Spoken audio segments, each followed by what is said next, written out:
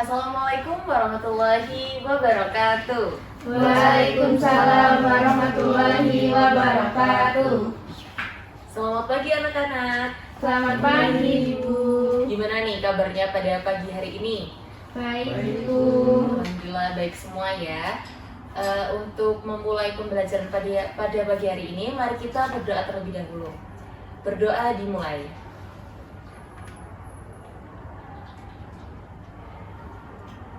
Berdoa selesai. Oke, sekarang Ibu mau absen satu persatu. Ya, Bella, Hadir. Irma, Hadir, Bu. Adel, Hadir, Bu. Arul.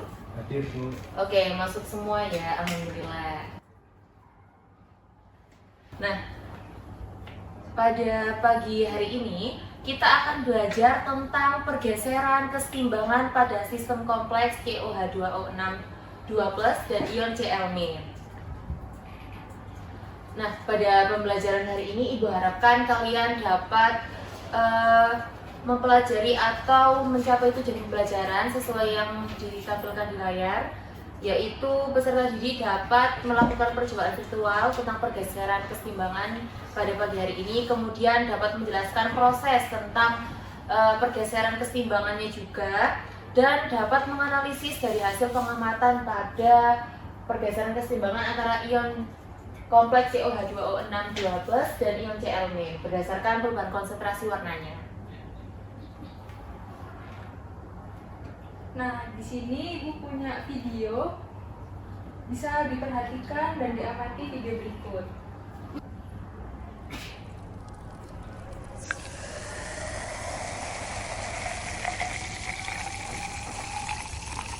Nah, anak-anak, pernah tidak kalian membuka minuman bersoda dan melihat banyak gelembung yang keluar? Menurut kalian, kenapa bisa seperti itu dan apa yang terjadi ketika botol dibuka? Saya, Bu. Ya, Adel, silakan. Itu karena minuman bersoda mengandung gas CO2 yang terlarut di dalam tekanan tinggi. Tekanannya turun, tiba-tiba jadi kesetimbangan bergeser dan gas CO2 keluar membentuk gelembung. Ya, jadi yang jawaban yang disampaikan oleh Adel tadi sudah benar, bahwa minuman bersoda ini menghasilkan banyak gelembung saat dibuka. Minuman bersoda mengandung gas CO2 terlarut di bawah tekanan yang tinggi, dan ketika botol dibuka, tekanan menurun secara tiba-tiba. Lalu terjadi pergeseran kesetimbangan dari CO2 gas menjadi CO2 aquos, dan kesetimbangan ini bergeser untuk mengurangi gangguan dan menghasilkan gelembung gas yang sesuai dengan prinsip dari likat air. Nah, anak-anak, sebelum kita memasuki ke kesetimbangan atau materi pada pagi hari ini, sebelumnya Ibu tanya, kalian apakah masih ingat tentang pelajaran minggu kemarin? Tentang laju reaksi? Siapa yang masih ingat? Iya, Bu. Baik, Arul, boleh disampaikan? Laju reaksi adalah ukuran seberapa cepat suatu reaksi kimia berlangsung, yakni perubahan konsentrasi reaktan atau produk terhadap waktu. Baik, bagus sekali ya yang tadi disampaikan oleh Arul. Benar, yaitu tentang konsep laju reaksi itu ada hubungannya dengan kesetimbangan kimia pada pagi hari ini, di mana laju reaksi itu menunjukkan kecepatan reaksi kimia yang diukur dari perubahan konsentrasi zat per waktu dan dipengaruhi oleh konsentrasi suhu, luas permukaan serta katalis. Bagian reaksi juga itu berlangsung dua arah, yaitu maju dan balik. Saat keduanya berlangsung dengan laju yang sama, dia akan tercapai kesetimbangan yang dinamis, di mana jumlah reaktan dan produknya tampak tetap. Baik, di sini Ibu akan membagi kalian menjadi dua kelompok untuk menerapkan pembelajaran hari ini melalui percobaan virtual. Kelompok pertama ada Arul dengan Irma, dan kelompok yang kedua ada Bella dan Adel. Langsung silakan duduk sesuai kelompok masing-masing ya. Ini ya.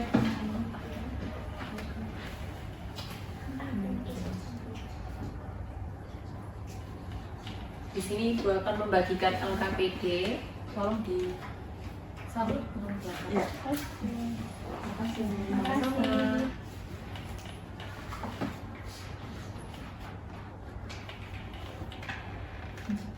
Nah, kalian bisa membuka terlebih dahulu di LKPD-nya. pada halaman 18.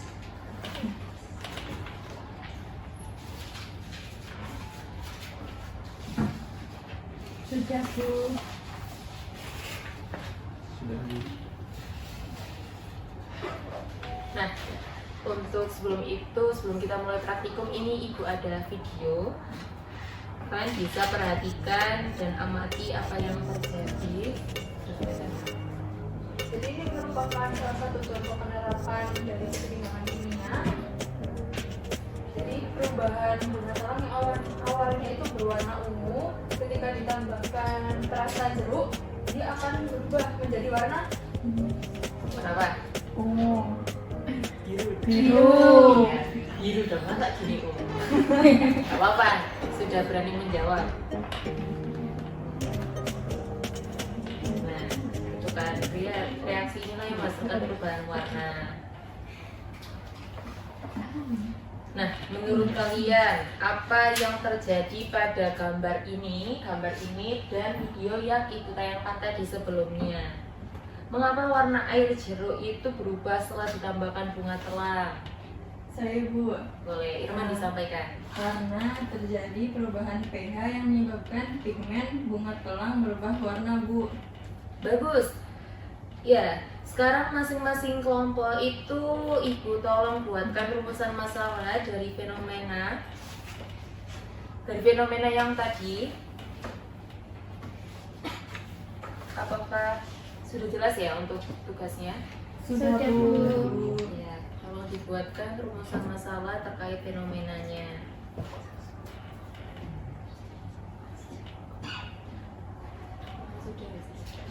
Kalau yang sudah bisa tolong disampaikan dari kelompok siapa dulu? Saya Bu, kelompok 2 Bu. Baik, boleh Bella disampaikan. Baik, saya mewakili kelompok 2 izin menyampaikan rumusan masalahnya. Rumusan masalahnya yaitu mengapa warna larutan dapat berubah ketika suatu zat ditambahkan. Baik, jawaban dari kelompok 2 seperti itu. Untuk kelompok 1 bagaimana? Kalau kelompok 1 jawabannya itu jadi bagaimana hubungan antara pergeseran keseimbangan dan perubahan warna larutan. Oke, untuk rumusan masalah dari dua kelompok kita keep dulu ya. Selanjutnya, berdasarkan rumusan masalah yang tadi kalian sampaikan, bagaimana hipotesis yang menurut kalian itu tepat? Coba kalian pikirkan dan kalau misalnya sudah terpikir, sudah ada jawabannya, bisa langsung disampaikan.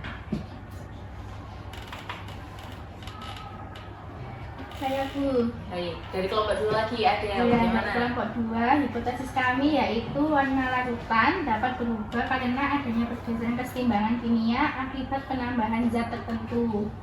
Baik, bagus sekali Adel. Untuk kelompok 1 bagaimana?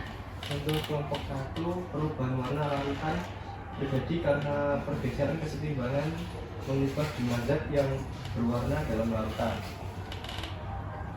Baik, terima kasih ya karena sudah berpendapat terkait hipotesis kalian dan rumusan masalahnya. Nah, nanti dari hipotesis dan juga rumusan masalahnya kalian akan buktikan melalui percobaan virtual. Nah, sekarang dibuka di LKPD halaman 20. Di situ terdapat langkah-langkahnya dan nanti Ibu akan bimbing melalui di sini dan kalian bisa mengikuti. Baik Bu.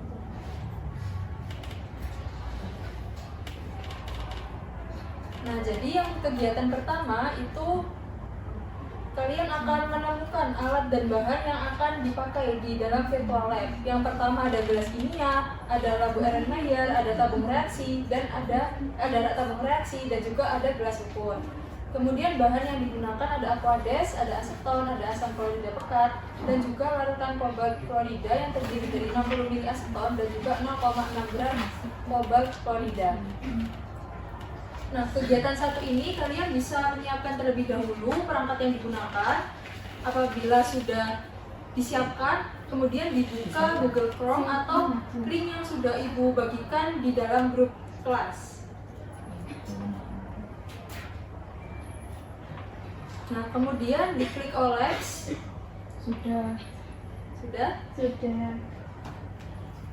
Kemudian digulir layarnya ke bawah dan temukan virtual labs yang kategori chemistry atau yang kimia. Sudah Bu. Nah, kemudian digulir lagi untuk yang kelas 11. Sudah. Kemudian temukan yang judul seperti yang ada di layar. Yang ini, Ya, sudah. klik simulator dan juga kalian bisa memulai percobaan sesuai dengan buku panduan yang ada di LKPD masing-masing. Dan jangan lupa untuk dicatat hasil percobaannya, penambahan-penambahan larutannya itu ada di tabel halaman 24. Gimana? Apa sudah apa kesusahan atau ada kendala? Nanti bisa bilang ya. Iya, Ini Bu. di sini ibu mendampingi.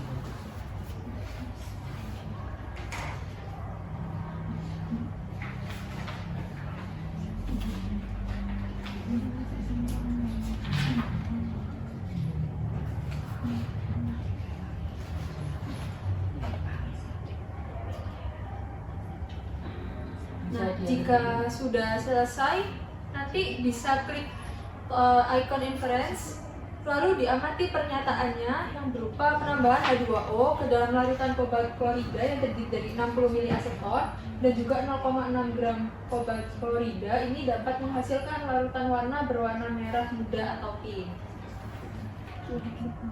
Nah, ini sudah keluar referensinya. Sudah, Bu. Kelompok 1 sudah. Sudah. Sudah. Nah, jika sudah sampai ke tahap yang inference sudah keluar, Sudah.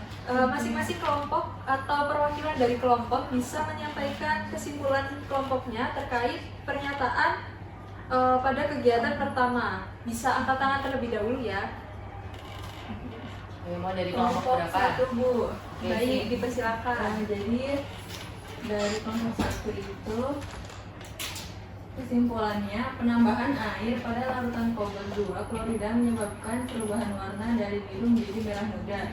Hal ini menunjukkan bahwa kesetimbangan sistem bergeser ke arah pembentukan kompleks COH2O6 2+ sesuai prinsip Lee-Clear.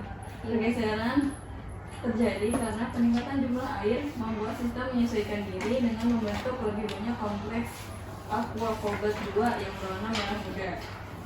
Baik, jawabannya sudah benar. Jadi berdasarkan kesimpulan yang pertama itu diperoleh sesuai dengan percobaan yang kalian lakukan dan sesuai dengan yang dikatakan oleh kelompok 1. Apakah kelompok 2 hasilnya sesuai? Sesuai, Bu. Baik, kita lanjutkan ke kegiatan yang kedua ya. Jadi untuk kegiatan yang kedua itu ada juga di buku panduan. Jika kalian atau di LKPD jika ada tidak mengikuti, tidak bisa mengikuti ibu. Yang pertama klik tombol next untuk melanjutkan percobaan. Sudah, Bu. Iya. Kemudian masukkan 10 ml larutan kobalt klorida ke dalam tabung reaksi. Kemudian dicatat dulu setiap volume yang ditampilkan di layarnya. Jika sudah, ditambahkan 5 ml aquades ke dalam tabung reaksinya. Kemudian bagi larutan dalam tabung X-nya tadi itu ke 5 tabung reaksi. Masing-masingnya 1,5 mili di tabung A, B, C dan E. B, C, D dan E. Jika sudah itu tambahkan air ke dalam setiap tabung dengan ketentuannya 2 mili pada tabung A, 1,5 mili pada tabung B, 1 mili pada tabung C, 0,5 mili pada tabung D, dan catat setiap volume yang ditampilkan tadi atau yang sudah ibu sebutin. Kemudian tambahkan HC alvokat sesuai urutannya, 0,5 mili pada tabung A, 1 mili pada tabung B, 1,5 mili pada tabung C, 2 mili pada tabung D, 2,5 mili pada tabung E, dan dicatat setiap volumenya.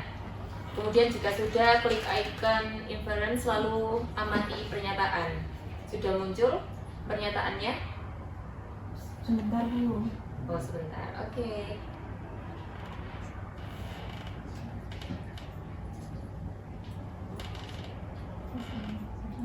Itu di pernyataannya ada tulisan nanti penambahan HCl menyebabkan perubahan warna larutan menjadi biru muda. Jika sudah nanti bisa bilang sudah ya. Siap, Bu. Oke.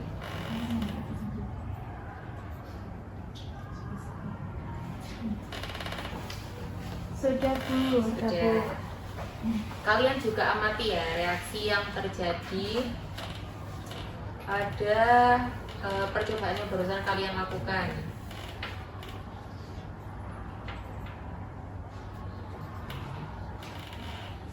Nah, untuk kesimpulan pada percobaan kedua ini bisa disampaikan oleh kelompok 2 terlebih dahulu. Baikku izin menyampaikan kesimpulan pada kegiatan yang ini, yaitu penambahan HCl pekat pada larutan obat 2 klorida menyebabkan warna larutan berubah dari merah muda menjadi biru. Hal ini terjadi karena ion Cl- dari HCl meningkat konsentrasi per reaksi, sehingga keseimbangan bergeser ke kiri ke arah pembentukan kompleks COCl42- yang berwarna biru. Semakin tinggi konsentrasi HCl-nya, semakin dominan kompleks biru yang terbentuk. Namun keseimbangan tidak bergeser sepenuhnya ke kanan karena reaksi tetap berlangsung dinamis antara kompleks COH2O6 dan COCl42-. Baik, itu kesimpulan dari kelompok 2. Apakah kelompok 1 sama? Sama Bu. Sama. Oke. Nah, baik. Jadi kesimpulan pada percobaan 1 dan yang kedua tadi bahwa pergeseran dasar timbangan sistem kompleks COH2O6 dan ion Cl- ini dapat menandakan terjadinya pergeseran kesetimbangan kimia dalam sistem tersebut. Warna yang berubah dari merah muda menjadi biru menunjukkan bahwa kesetimbangan bergeser ke arah pembentukan kompleks COCl42-. Sedangkan warna yang kembali menjadi merah muda menandakan bahwa kesetimbangan bergeser ke arah pembentukan kompleks COH2O6 sesuai reaksi pada di layar. Nah, pada sistem kompleks COH2O6 dan ion Cl-, penambahan ion Cl- atau perubahan suhu menyebabkan kesetimbangan antara kompleks COH2O6 yang berwarna merah muda dan COCl42- yang berwarna biru bergeser dari ke salah satu sisi sesuai dengan prinsip plikat layar.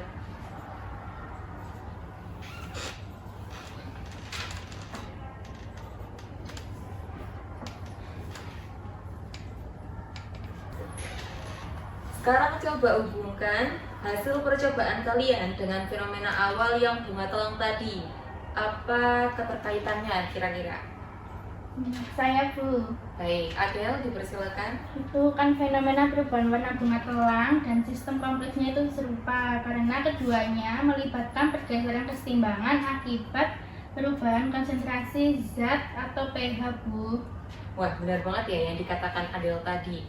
Bahwasanya bunga telang itu mengandung senyawa antosianin, yaitu pigmen alami yang memberikan warna biru keunguan pada mahkota bunganya, di mana antosianin ini itu termasuk golongan flavonoid dan warnanya itu dapat berubah tergantung pada tingkat keasaman pH lingkungannya. Nah, ini merupakan hipotesis yang sesuai. Jadi penambahan Cl- akan menyebabkan kesetimbangan bergeser ke arah pembentukan kompleks. Terus ada peningkatan suhu dan peningkatan suhu akan menggeser kesetimbangan ke arah reaksi endoterm, yaitu pembentukan COCl42- sehingga warna larutan berubah menjadi biru. Kemudian ada perubahan warna larutan menunjukkan bahwa sistem kesetimbangan kompleks COH2O6 dan bereaksi bolak-balik dengan COCl42- seperti prinsip plikat layar, di mana sistem akan menyesuaikan diri terhadap perubahan konsentrasi dan suhu. Nah, apakah hipotesis dan rumusan masalah yang kalian rumuskan tadi sudah sesuai?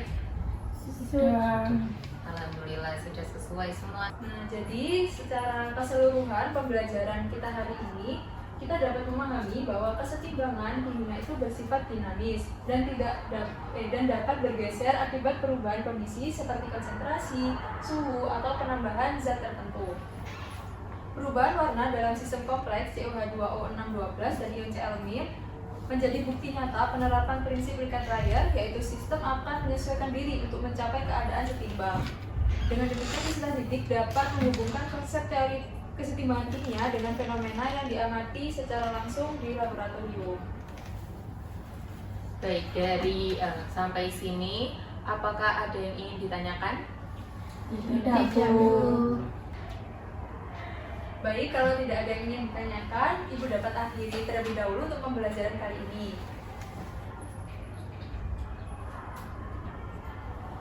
Kita tutup pembelajaran hari ini dengan doa. Berdoa mulai.